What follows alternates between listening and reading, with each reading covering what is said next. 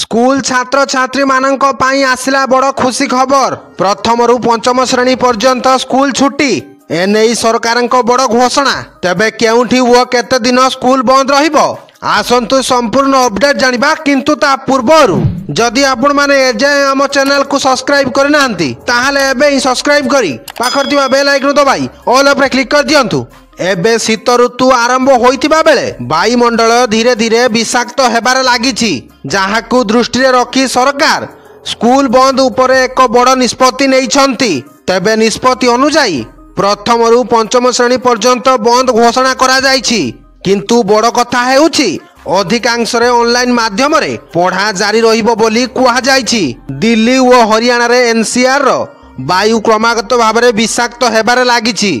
एहाकु दृष्टि रखी विद्यालय रे पढ़ुथिबा प्रथम श्रेणी रु पंचम श्रेणी पर्यंत बंद रहिछि। एथि सहित रविवार दिन पंजाब रो 14टी जिल्ला रे धुआर प्रभाव देखिबाकु मिलिथिला। तेणु बढ़ुथिबा प्रदूषण को दृष्टि रखी हरियाणा सरकार एनसीआर रे पढ़ुथिबा पिला मानंकरे पंचम श्रेणी पर्यंत विद्यालय गुड़िकु सामयिक भावे बंद करने निष्पत्ति नेइछंती।